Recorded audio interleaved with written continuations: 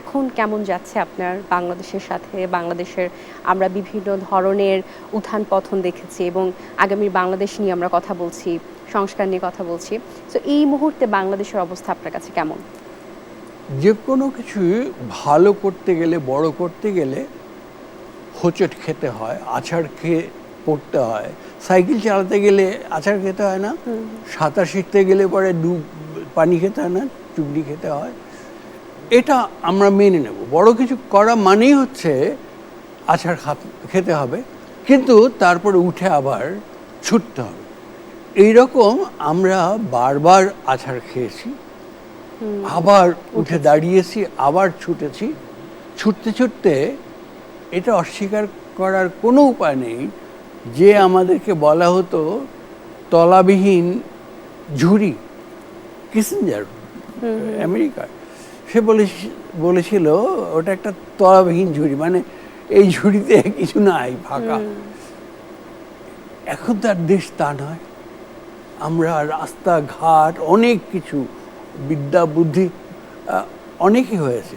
তবে যে আশা আমরা বুকে পুষেছিলাম যে পুরো দেশটাকে আমরা একেবারে অন্যরকম কিছু করে ফেলবো, একদম পৃথিবীর শ্রেষ্ঠ দেশ বানিয়ে ফেলব, সেই আশাটা আমাদের এখনো করে যাচ্ছি।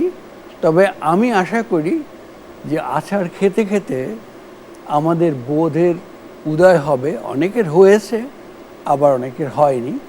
এবং সেই বোধের উদয় যখন হবে, আমরা যখন সুশৃঙ্খল হব, আমরা তখন বলতে পারবো আমরা সভ্য হয়েছি।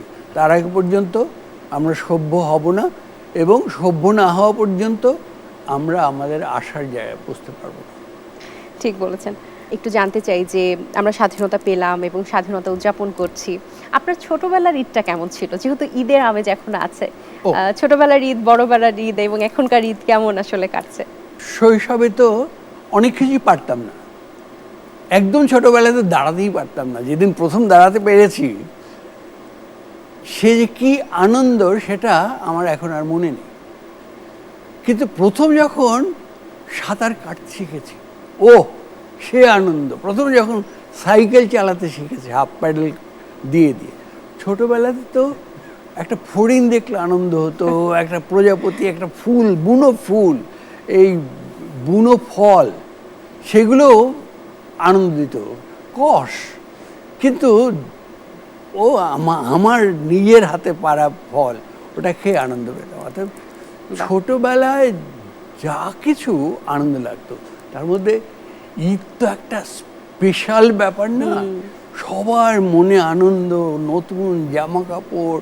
সবচেয়ে আমার ভালো লাগে হাগ করা, জড়িয়ে কোলাকুলি। আমাদের দেশে তো ছেলে মেয়ে কোলাকুলি, ও বাবা, এটা করা যাবে না। কিন্তু আমি সমস্ত সারা পৃথিবীতে ছেলে মেয়েরা কোলাকুলি করে, এটা স্বাভাবিক। কিন্তু ওই যে ছেলেতে কোলাকুলি করতে পারতাম, ওই আনন্দ ধরে রাখার মতো না। তারপরে সেমাই খাওয়া, ওহো, আদর করে কত রকমের সেমাই, এ বাড়ি ওই বাড়ি সেই বাড়ি। প্রথম চোটেই তো আরো একটু দিই খেতে, কয়েকবারই খেতে খেতেই আর পেটে জায়গা থাকতো না। তারপরে জাস্ট অভিনয় করতে হতো, কারণ ওই খালাকে খুশি করতে হবে, ওর মাকে খুশি করতে হবে, ওই করে করতাম। মানে ঈদ মানে মহা আনন্দ।